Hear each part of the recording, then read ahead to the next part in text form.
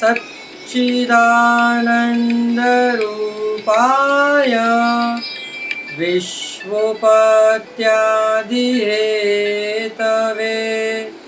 तापत्रयविनाशाय श्रीकृष्णाय वयं नमः। श्रीकृष्णाय वयं नमः। श्रीकृष्णाय वयं नमः। पुष्टिमार्गीय सर्वज्ञ करुणारसपूरितः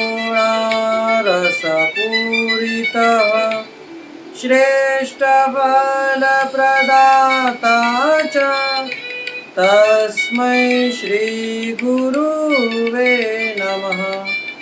तस्मै श्रीगुरुवे नमः। तस्मै श्रीगुरुवे नमः। जय श्री कृष्ण। राधे राधे प्रियजनों, दास का प्रणाम स्वीकार करें।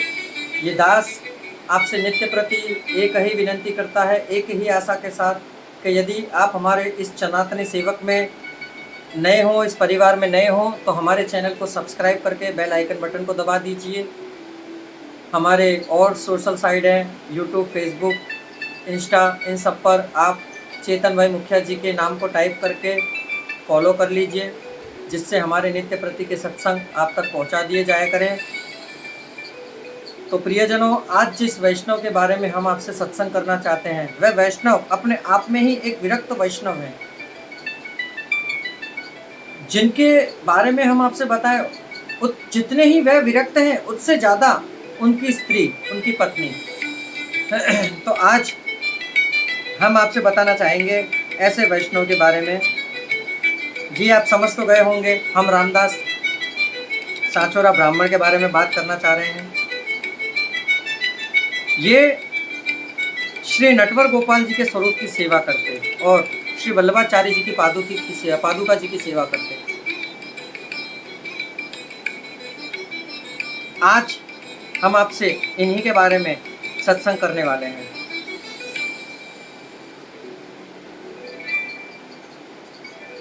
रामदास साचोरा जी,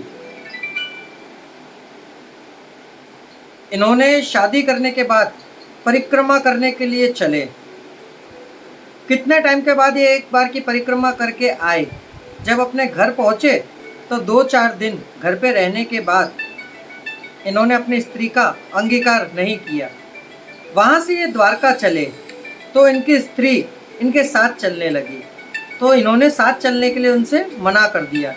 इन्होंने क्या किया, उन्हें ईंटों से मारना प्रारंभ किया। ईंटों से मारते, उन्हें साथ में नहीं ले जाते। तो ये जहाँ जहाँ रुकते, जिस प्रकार हमने आपको बताया कि कई वैष्णव ऐसे होते हैं कि जब साथ में जाते हैं तो अपने साथ कुछ टाइम का भोजन और सामग्री साथ लेकर जाते हैं, सूखी सामग्री जिसे हम सीधा बोलते हैं।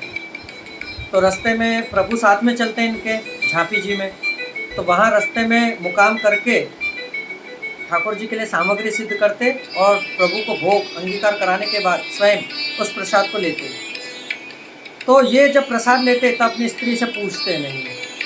जब ये पत्तल को फेंक देते प्रसाद लेने के बाद, तो उस पत्तल में जो जूठन होती, वह जूठन खाकर इनकी पत्नी अपना निर्वाह करती, परंतु साथ नहीं छोड़ा। फिर ये प्रदक्षिणा करते करते करते करते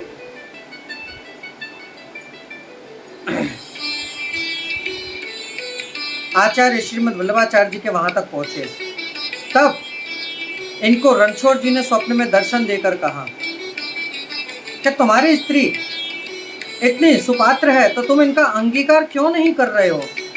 तब इन्होंने कही, हे कृपानाथ, हे दीनदयाल, हे करुणा निधान, मैं तो विरक्त वैरागी हूँ, मुझे स्त्री का क्या काम है। तब आपने आज्ञा करी कि तो तुमने शादी ही क्यों की, विवाह क्यों किया। तब उन्होंने रणछोड़ जी ने आज्ञा करी कि श्री आचार्य जी के सेवक को इतनी निष्ठुरता नहीं करनी चाहिए। इस प्रमाण से तुम उनको अपने साथ लेकर जा रहे हो, ये करना तुम्हारे लिए सही नहीं है।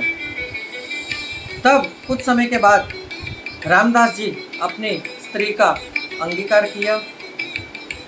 फिर उन्हें रणछोड़ जी की आज्ञा हुई, रणछोड़ जी ने उन्हें नाम निवेदन कराने की आज्ञा प्रदान करी।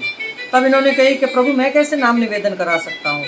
तब रणछोड़ जी ने आज्ञा करी कि मैं तुम्हें आज्ञा दे रहा हूँ, तुम नाम निवेदन करा दो। जब रामदास जी ने अपनी पत्नी को नाम निवेदन कराया, स्नान कराने के बाद कंठी पधराई और तब चरणामृत चरणों तक देने के बाद फिर इनकी पत्नी से इन्होंने सेवा स्वीकृत की। तब ये अपनी पत्नी के साथ सही तरह से चले। रामदास जी सिकंदरापुर में अहमदाबाद के पास असड़वा में एक छगनलाल भाईचंद की बाड़ी है, जहाँ श्रीनाथ जी का मंदिर है।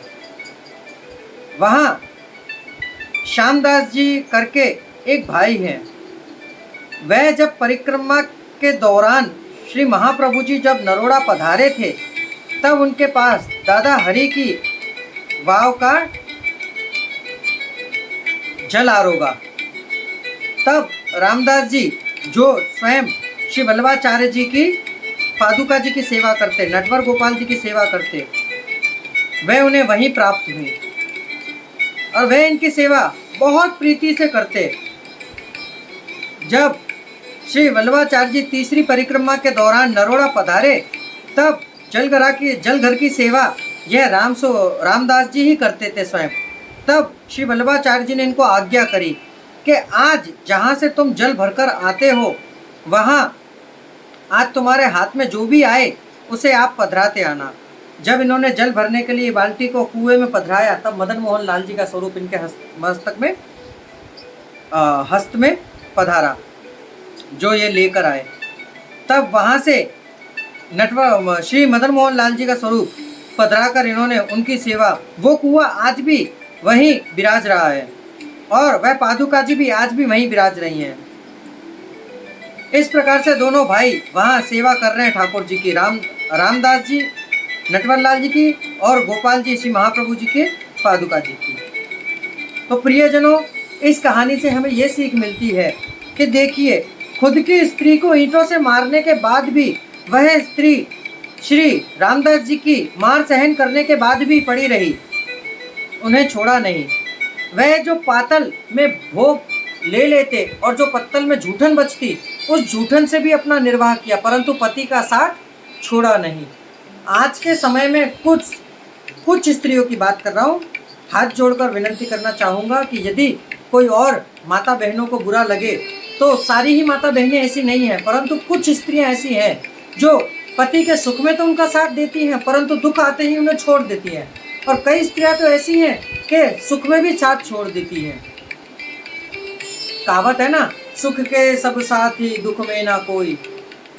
क्यों के कहते हैं ना, माता पिता भ्राता सब होए, संकट में पूछत नहीं कोई, स्वामी एक है आस तुम्हारी, आए हरो मम संकट भारी। तो ये स्त्री जो साथ ना छोड़े, इनको कहा जाता है परम पतिव्रता स्त्री, जो सती के जैसे इनके लक्षण होते हैं। और कुछ स्त्रियां ऐसी होती हैं जिन्हें कहते हैं कुंवर स्त्री, जो जरा सी बात पर पति से क्षुब्ध हो जाती हैं, उनसे लड़ना, उनसे बैर भाव रखना, उनके सामने उच्च स्वर में बोलना।